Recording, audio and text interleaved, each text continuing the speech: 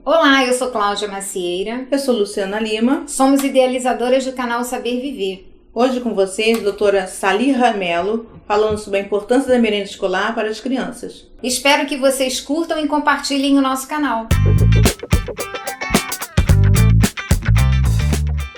Olá, eu sou a doutora Salirra, sou médica especializada em endocrinologia e metabologia. Também atuo na área de endocrinologia do esporte e medicina ortomolecular. E eu vim aqui hoje para conversar um pouquinho sobre a importância da merenda escolar para a saúde das crianças. Nós temos observado que nos últimos 30 anos, e mais especificamente nos últimos 20 anos, tem havido um aumento considerável no consumo de alimentos industrializados e, em contrapartida, uma redução na ingestão de alimentos na sua versão in natura. E na mesma proporção também tem havido um aumento de doenças crônicas não transmissíveis, como obesidade, diabetes, puberdade precoce, transtornos de déficit de atenção e hiperatividade, alergias, dentre diversas outras doenças. E nesse contexto é importante a gente lembrar a adição de determinadas substâncias nos alimentos. A indústria alimentícia inventou os aditivos alimentares. E os aditivos alimentares nada mais são do que produtos químicos adicionados aos alimentos que têm como objetivo aumentar a durabilidade daquele determinado produto ou alterar a textura, alterar a cor, alterar o sabor ou até aumentar a durabilidade de um determinado ingrediente do produto.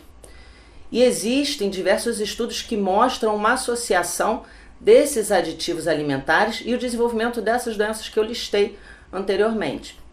E então, pensando na merenda escolar, como elaborar uma merenda escolar adequada? Não só a merenda escolar deve ser adequada, balanceada, mas toda a alimentação da criança deve ser balanceada, porque a criança é quem é mais suscetível ao desenvolvimento de determinadas doenças. Temos que lembrar que a criança é quem mais consome esse tipo de alimento, que tem um sabor peculiar. Além disso, a criança ela é mais vulnerável metabolicamente falando, porque ela está em fase de desenvolvimento de todo o seu sistema neuronal, do seu sistema imune, do seu sistema endócrino. Então, para que esse desenvolvimento seja pleno e ela se torne um adulto rígido, ela precisa também de aportes nutricionais que sejam adequados para o seu desenvolvimento. Então, a merenda ideal, o que nós devemos levar em consideração? O nível de atividade dessa criança. Quanto que essa criança tem de atividade física e intelectual? Qual a idade da criança? Qual o tempo que a criança vai ficar dentro da escola ou fora de casa? E qual o sexo da criança? Podemos dar para uma criança menor a mesma quantidade de alimentos que a gente vai dar para um adolescente. As demandas são diferentes.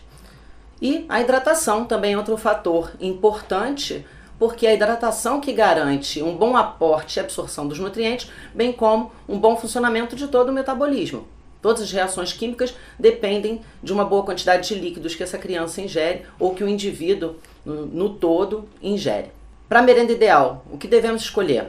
Uma fonte alimentar de cada grupo de alimentos. Então, uma fonte de proteína.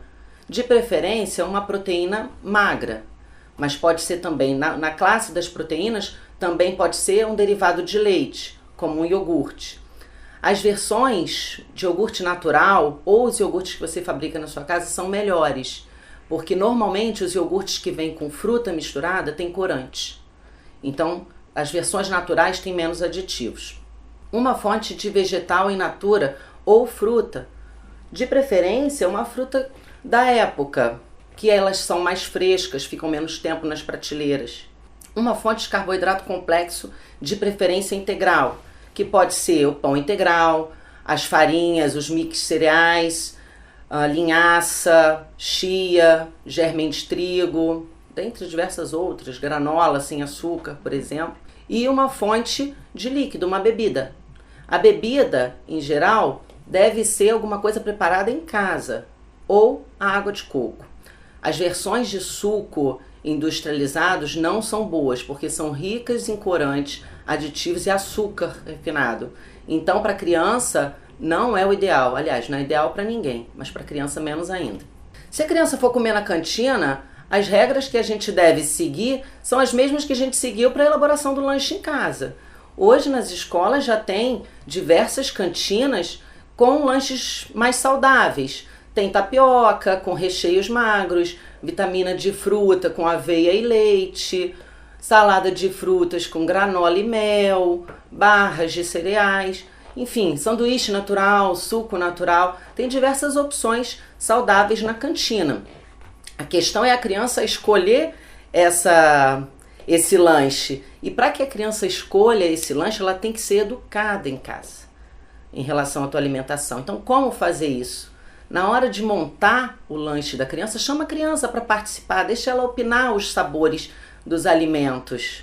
É importante que ela entenda a alimentação como parte, como um pilar na sua vida. Isso que é educação alimentar. Educação alimentar não é você ir na nutricionista e pegar um papel e seguir aquilo. Educação alimentar é aquele comportamento que você adquire desde a sua infância e leva esse comportamento para o decorrer da sua vida.